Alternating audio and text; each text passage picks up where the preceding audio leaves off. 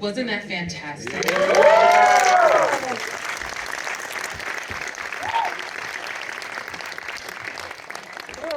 The first time I saw that, I was absolutely blown away. And then I was blown away again watching it the second time. And I was like, how did I miss parts? Did I fall? I didn't fall asleep. I know I didn't. So I feel so grateful that I got to see that twice. So thank you all so much for staying for just a little bit more. There's going to be a wonderful conversation between myself and the director Ava DuVernay, and Aunjanue Ellis-Taylor is here.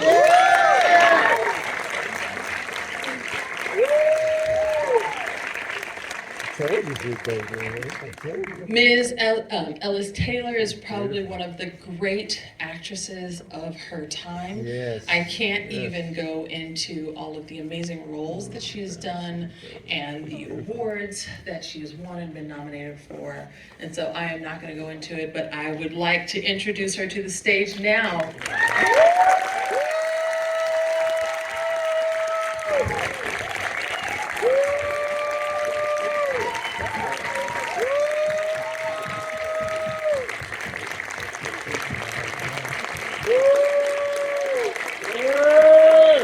I would also like to introduce to the stage Ms. DuVernay. She is the only. She deserves lots of flowers. Have a seat, ladies. As you know, Ms. DuVernay, I don't know why, I need some water, I think that's an issue, is a globally acclaimed director from films that many of us recognize: Selma, 13th, Wrinkle in Time, yes, Queen Sugar, and When They See Us. She is an Oscar nominee and a multiple Emmy winner, yes. The Museum of Tolerance is just so grateful to Ms. DuVernay for the opportunity to screen this film of hers. This is the third film that she has chosen to screen at the Museum of Tolerance. So thank you both for being here. This is really amazing. Well, we thank you for moderating this conversation, and hi everyone. Listen, let me just say, it's Saturday night in Los Angeles. You are here, and we are grateful. We were surprised to walk in and see so many of you here. It just makes our hearts warm and happy, so thank you for being with us. Yeah. As a reminder, there will be a Q&A section. Many of you have cards to write your questions, and there are going to be museum representatives who are going to take those cards, and your questions will be drawn from your submissions. So thank you so much. So make sure we have the wonderful Ms. Lorraine to my left, your right, handing out cards. And so make sure you get those in, and hopefully we will get to not all of your questions, but definitely some of your questions. If I may begin our Q&A time with Ms. DuVernay. I'm an academic. We are often very wordy, and some would say dull. Some. Cast is not a narrative text. It's not a memoir. It's not a novel. And so I'm just curious of how you adapted such an academic text and made it a full-hearted narrative film, and what that journey was. Thank you. How many here have read the book Cast? Oh wow, quite a bit. That's quite impressive. So Cast is Cast: The Origins of Our Discontent is the book by Pulitzer Prize winner Isabel Wilkerson. It is a nonfiction text that is primarily, it's beautiful facts and historical perspectives, an anthropological thesis that she is unfolding. And there are some characters here or there, but it's not a character-driven piece. There's no plot, and there's no one character that you can really hold on to drive you through the story. Those are usually the things we look for when we're adapting books. And this book had none of that. And yet, for some reason, I had to make a movie out of this book. So the way that I kind of whittled it down was to say, I'm going to focus on the woman writing the book. And I wonder if there's a story there with her, because you have to be brilliant to write this book. So she's going to be interesting, I know it. And as I researched her and got to know her and interviewed her over the course of 2 years, the thing that really struck me about her was the fact that the book was, in my interpretation, a survival mechanism for her, because she had lost the 3 closest people to her in her life in a 6-month span. And the book was like her rope, her lifeline. The writing of it, the investigation of it, the research of it that took her around the world was really the reason why she started to wake up in the morning, in my view. And so that's a character I can follow. And while she's uncovering it, I can be showing people and sharing with people what Cast is about. So that was the idea. And in writing it, as long as I stayed focused on her and didn't think about, Ava, you're writing a movie about Cass. No, that's too scary. I'm just writing a movie about a nice lady going through a hard time. If I could just focus on that, then it was doable. I just broke it down to a bite-sized piece and took it step by step. I think that's amazing. And if I may say, you're a genius and a rock star that you were able to do that, because this movie is so emotive and emotional. And that brings me to Ms. Ellis-Taylor, is that you embodied her. And I'm wondering what that process was for you. Did you as well get to know Ms. Wilkerson? Or did you just sort of follow the many nuances from the script? Like, what was your process to sort of really bring her to life in the most beautiful way that you did? Well, I also want to say thank you all, every one of you, for being here tonight. We so appreciate it. I was blessed with a great script written by Ava. I was armed with a great script written by Ava. And the brilliance of Ms. Wilkerson's work, and those of you who have read Cast will know this, is that yes, she is an academic, she's a scholar, but the brilliance of her work is that there is something so intimate and accessible about her work that I see it as much a memoir as I see it as a historical work. So I could pull from her words her life. And that was a gift. So I had the great script, I had this incredible, writing that I could pull from, and what I found in particularly the pillars that we touched on and visually told in the film, those pillars are not, they're not abstract for me. I'm from the rural South. I'm from Mississippi. So a lot of her, if you went through the index of Cast, the book, you would see Mississippi listed over and over and over and over again, because she illustrated a lot of those ideas through my state by talking about what happens in my state. So it wasn't abstract for me. It was my life. So I brought all of that to work every day. That's amazing. I am not a film scholar. I've taught film. And sometimes I've told my students in the past that there are certain films that really embody an era, right? And as I watched this, I was fascinated by following Ms. Wilkerson and her path of grief and loss. And I was thinking about the last number of years that we've all lived through, and that so many of us have our own tales of grief and loss that manifest in so many ways. And I was just wondering, for the both of you, sort of your thoughts of how this movie has been received through that lens of how people are processing or being encouraged to process their own grief and loss. And if I may say, I was telling my mother this morning about your film, and my father died a few years ago, and she was like, yes, you gotta find something. And she's like, now I gotta watch that movie, because I never really think about how other people have to find something to keep moving, right? And I was just wondering, what are what were your thoughts, that process, as you guys are processing grief and loss, where so many of us are going through that? What is the response of grieving people to this film as you've screened it? And again, my mother is not here in terms of in this room, but 3 cheers. Just through my eyes, she's like, yes, yes. And so thank you so much for that. You know, as we screened this film, we premiered the film in Venice, Italy. And we were in I felt like it was a 2,000 seater. It felt like it was a 10,000 seater. It was just so many people.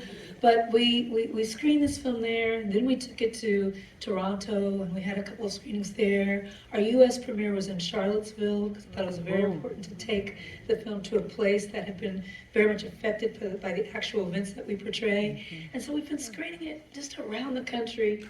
And it's interesting that more than talking about the history, when people come up to me afterward, they're talking about their loved ones who are no longer here.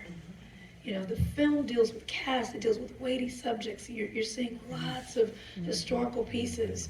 You're seeing romance, you're seeing, you know, an intellectual adventure. But undoubtedly, half of the people who talk to me after a screening want to talk about the leaves. You know, they want to talk about, you know, when Isabel says goodbye to Marion.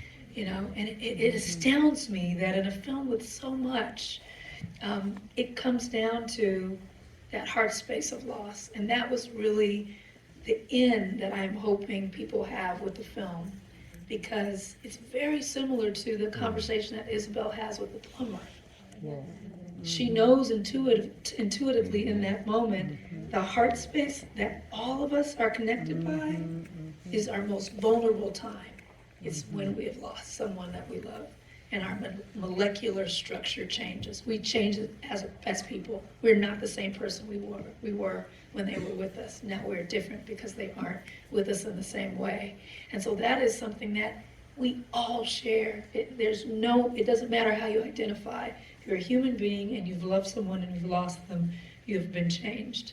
And so that space that they have in the basement is a scene in Isabel's book, and is a scene that we grappled with a bit as we were working on the material.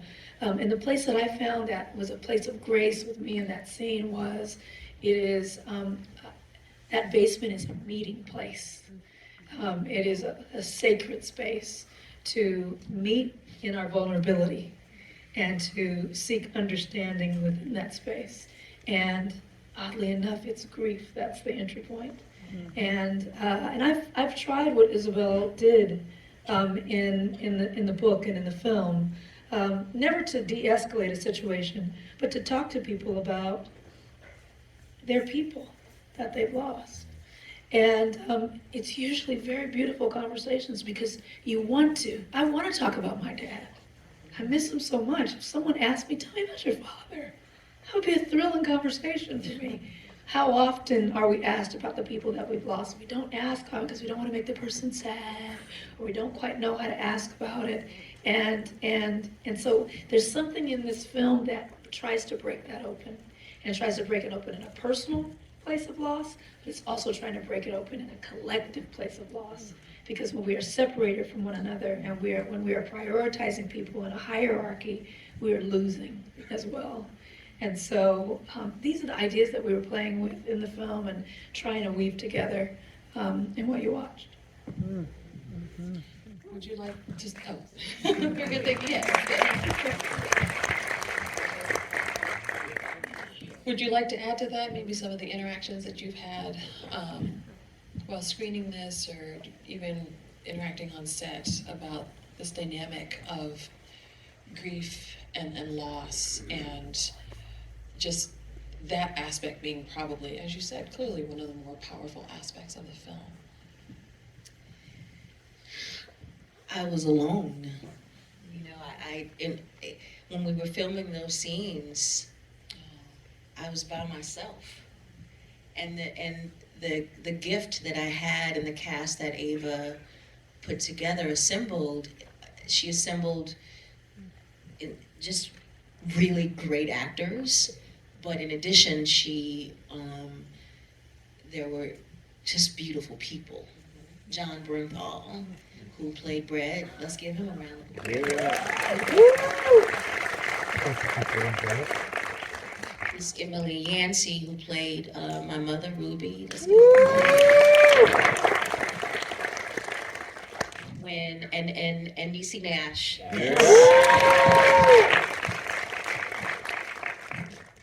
Niecy is one of these just extraordinary actors that she moves in truth and that is what I responded to when I did my scenes with her. John Bernthal is one of the loveliest human beings that I've known, that I've worked with. Ms. Yancey is just adorable. So when I lost them, I drew from my sense memory of having this glorious time with them. And I grieved them a little bit. And sometimes when you saw me do those scenes, it was after they weren't shooting anymore. So they were gone for real. So I just, if they were assholes, I don't know how else to say that. But, you know, it might have been harder, but they were lovely, lovely people. So I miss them. Yeah, that scene that we shot when I was saying goodbye to Marion, you know, our wonderful filmmaker, we went to New Delhi, India, and we shot at this palace.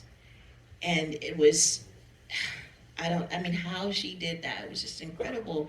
And I felt like I was the only person on the planet. I felt like I was by myself. I mean, I just remember there being no sound but birds. And Ms. Wilkerson actually said those words as written, right? Yeah, the monologue that Aunjanue shares as Isabel when she's saying goodbye to Marion, when Isabel told me about this conversation that she had with Marion, I was recording it, and she was saying what she said. She was telling me, you know, what a gracious thing, you know, to be allowing me to interview her and to talk to her about my hopes and dreams for making the film, and to answer that question and to offer up what she said in those last moments. And so that is exactly what she told me. You know, we're trying to be very specific in honoring that moment. And no, I didn't know that's what you were doing as you were reaching in your process for those moments, that you were thinking specifically of the actors themselves. Yeah, I miss John. I miss John. We miss John. We miss John when he's gone. He's very handsome. I just have to go ahead and say I said, okay, I see you. I'm glad that we are actually sort of creating a bridge, because of course, one hand, this movie is very much so about grief and loss. And then on the other hand, this movie is also a great deal about love. Love even as an act of defiance, right? You have love on the microcosm in terms of relationships that Isabel Wilkerson had with her husband and her mother and her cousin, and that was beautiful. But then you have these historical characters as well, and that they are also demonstrating acts of love and defiant. May I just say really quickly, as I watch this the second time, there is a scene that I really didn't think about until just now, when the Dalit man is coming out of the feces and his friend, partner, family member wipes his face. And I saw so much love in that sort of, so all throughout this movie, I see these threads of strong love. And I was just wondering about acts of love as just, you know, the reality of our human experience, but also as an act of defiance, of course, to these oppressive systems, and how you work to create that balance. Because on one hand, people are grieving, and one is the other, right? But then there's such strong love that's positive and uplifting. I just think that this movie was constantly sort of balancing out joy and grief, joy and grief, even in small ways. I was just wondering how did you do that? Because some movies are real downers, and that's it. Well, I'm proud of the love stories in the film. I think that there are multiple love stories in the film. You pointed out the two Dalit men who are having, these gestures of putting the oil on one another and the ways in which they protect one another. Those two men are really manual scavengers. They really perform that job in India, and were gracious enough and allowed us to photograph them in doing that work. That was not a real trench. We built the trench. That's oatmeal with food coloring. I could never photograph anyone doing that, but they actually do that, and so we're able to go through their emotions and what it looks like and feels like to them, which was very important. But that is a love story in the way that every day they oil each other, they look out for each other, they clean each other off, all the way up to the romance of August Landmesser and Irma Eckler. And the extraordinary love story that's been uncovered by one photograph that exists, the famous photograph of one man not hiling, and the research that had been done to try to identify who he is. Isabel Wilkerson talks about it briefly in her book, in the early parts of her book, and I became fascinated by this love story, and so continued to do research and found that that they had had a child, and that she perished in the camps, and so I wanted to show the end of that love story. And so, these love stories are woven through all of the kind of big, writ large cast parts of the story. Embedded within it is love story. In the slave ship scenes, sequences, I go back and forth to two women, one who's suffering and another who's trying to wake her. And the last part of that sequence is you see that one woman has died, and it's just a slow pan down to the hand that will never hold the woman next to her again. And so much a part of what we were trying to show, I think, is thought of as traumatic or tragic. But I really invite people to look at the way that it's rendered. The way that it's rendered is to try to show the most humane aspects of traumatic events, and to invite us to see the triumph of the human spirit and will in overcoming that. You can't have triumph if you never show what you're overcoming. And you can't have a film about survival if you don't show what you've survived. So at the end of the film, when Isabel walks out of the house, she has survived everything that she has seen, and the house is a metaphor for what you have to do to survive. You gotta fix it. You gotta look in the basement, you gotta patch the roof, you gotta do the work. And so hopefully the whole film is that is what it's supposed to symbolize. And that is what I'm hoping that people feel at the end. I don't like to ever prescribe what I want you to get from it at the end, but I just want you to be in a feeling space at the end. So hopefully through our collaboration, that's what we achieved.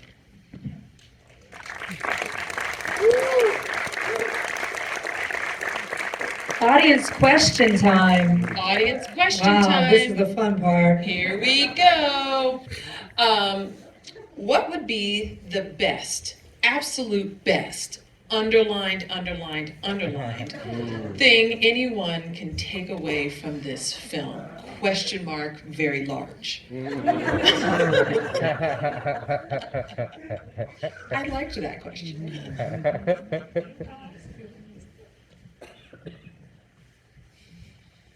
Do you want me to read it again with the underlines?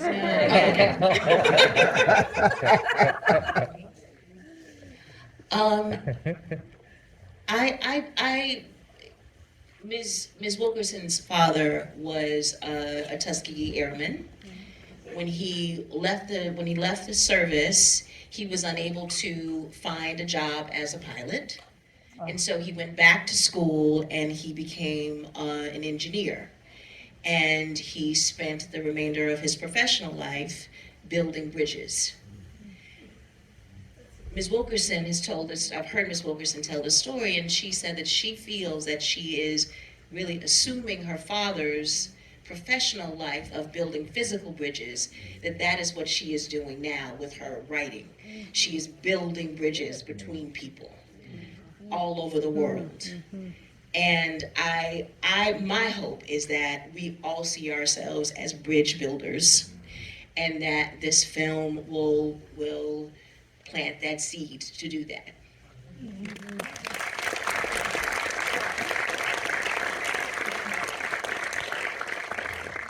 That's wonderful. Thank you so much. I love that part. My husband was a Tuskegee Airman. yeah, he was. What inspires you to speak hard truths in your work? Thank you for all your work and being so brave about bringing these stories of hard truths to the screen. Oh, thank you. What inspires me? Yes. I've always loved movies that have something to say. One of my favorite movies growing up was To Kill a Mockingbird. I just loved Scout. I wanted to be Scout. And I loved Gregory Peck and just standing up for something. And, one of my favorite films is West Side Story. It's about something, you know? They're singing and dancing, and Rita Moreno in the red dress, and she's fantastic. But underneath, it's about the ways in which we treat each other, and who's less than, and how we're different, and how we discriminate against one another. And so it just seems like I'm always attracted to films that, I call it soul food. They stick to your ribs. It's not a bag of Cheetos. You eat a bag of Cheetos, and 30 minutes later you want more food because it's empty. But soul food sticks to your ribs, and I like those kinds of films. And so when I had a chance to start to make films, I first started making films when I was 32 years old. I said, well, I'm starting late. So I want to make sure that what I do and what I say, and for as long as I get the opportunity to do it, speaks to the things that I care about. So that's what I do. That's what I try to do anyway.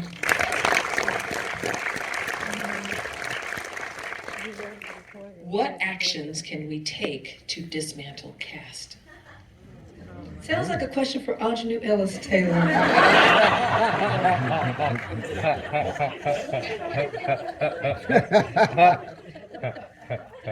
The math was off. It was like me, her, me, and math. Taking turns.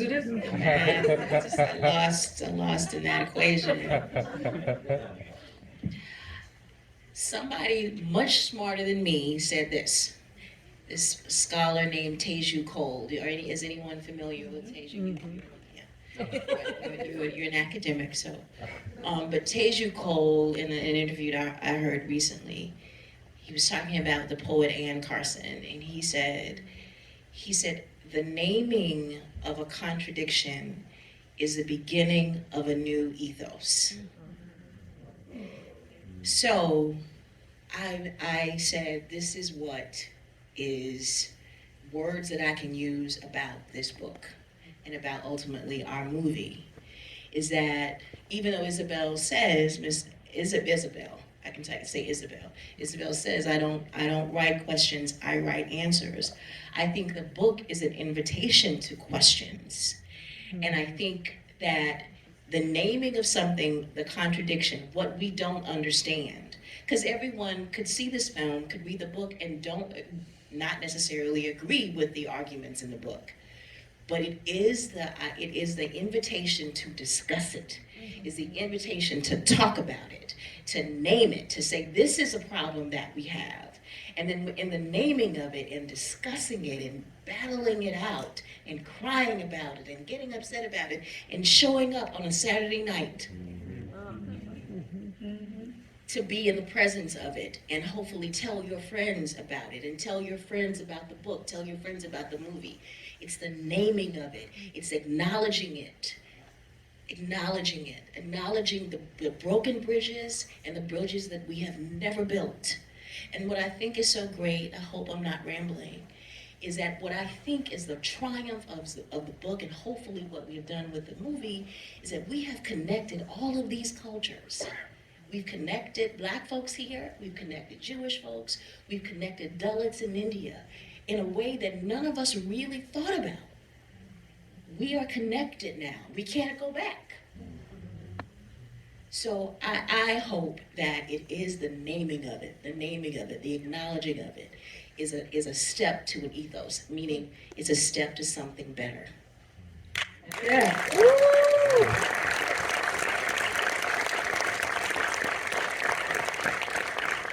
That was really beautiful, thank you.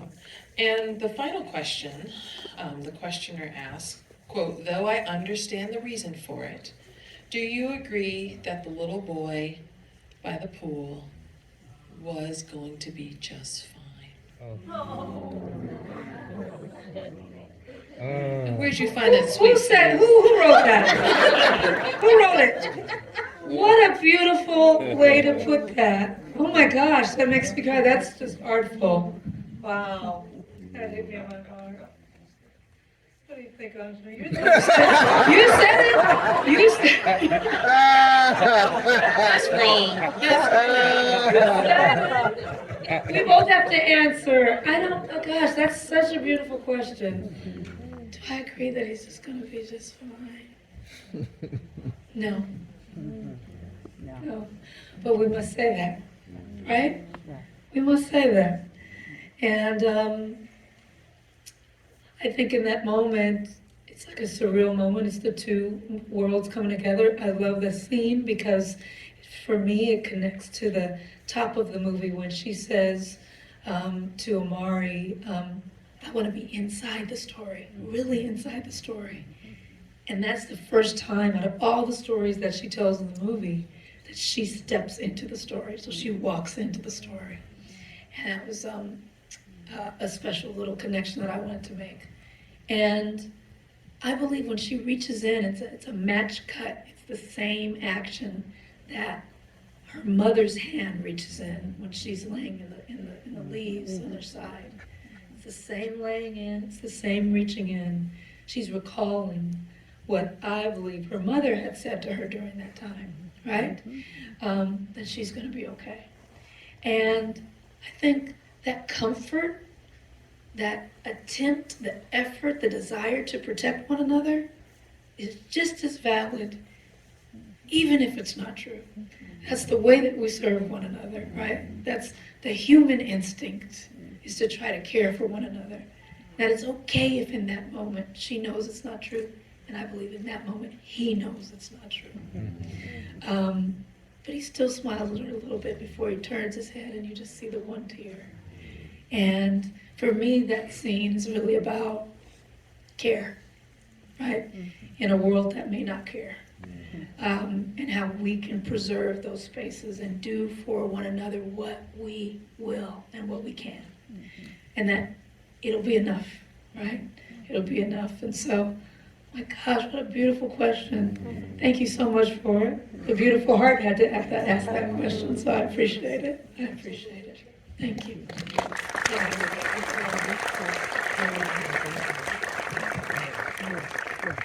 And that's a gorgeous way to end our evening together. Thank you all for coming. It was a beautiful night. Thank you. Thank you.